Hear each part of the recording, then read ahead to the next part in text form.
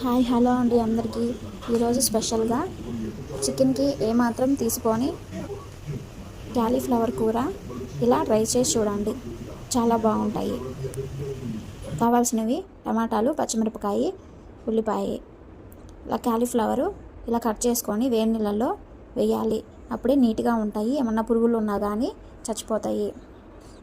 మళ్ళీ జాగ్రత్తగా చూసుకొని వేసుకోవాలి, పురుగులు ఉంటాయి. ఇప్పుడు కళాయి పెట్టుకొని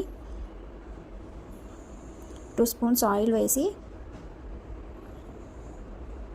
ఆయిల్ హీట్ అయినాక ఆవాలు, 1 స్పూన్ ఆవాలు, 1 స్పూన్ శనగపప్పు వేసి ఆయిల్లో వేగనివ్వాలి.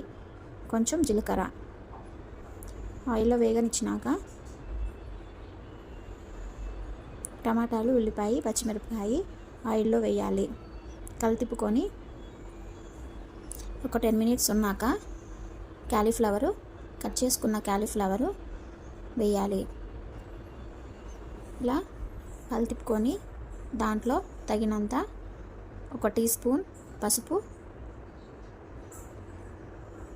తగినంత సాల్ట్ వేసి కలితిప్పుకొని లో ఫ్లేమ్లో ఉడకనివ్వాలి. హై ఫ్లేమ్ కాదు ఫ్రెండ్స్, లో ఫ్లేమ్లో ఉడకనివ్వాలి. ఈ లోపల మనం మసాలాకి అల్లం, వెల్లుల్లి, వెల్లుల్లి అంటే చిన్నులపాయి, కొబ్బరి ఈ 3 కలిపి మిక్స్ చేసుకొని పేస్ట్ లాగా చేసుకోవాలి. పేస్ట్ లాగా చేసుకున్నది కూరలో వేయాలి.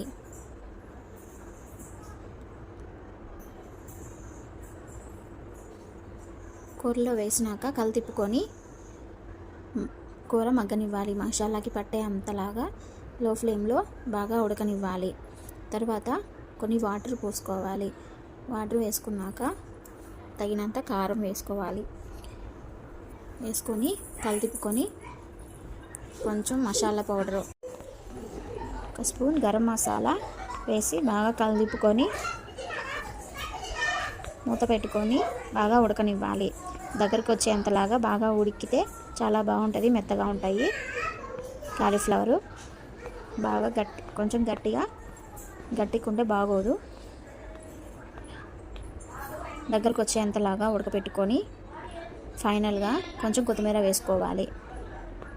కొత్తిమీర వేసుకొని ఒక 10 మినిట్స్ ఉడకనివ్వాలి. ఇలా ట్రై చేసి చూడండి, చాలా బాగుంటుంది. మసాలా వేసుకుంటే మామూలు కాకుండా ఇలా మసాలా వేసుకొని చేసుకుంటే టిఫిన్లోకి అయినా కానీ, చపాతీలో కానీ చాలా బాగుంటాయి. అన్నంలో అయినా కానీ ఎక్కువ బెస్ట్గా చపాతీలో అయితే చాలా బాగుంటుంది కూర. ఈ విధంగా చేసి ట్రై చేసి చూడండి, చాలా అంటే చాలా. దగ్గరకు వచ్చేసింది కదా, ఇప్పుడు సర్వ్ చేసుకోవడమే. ఈ విధంగా ట్రై చేసి చూడండి, పిల్లలకు కూడా నచ్చుతుంది బాగా ఇలా చేసి పెడితే.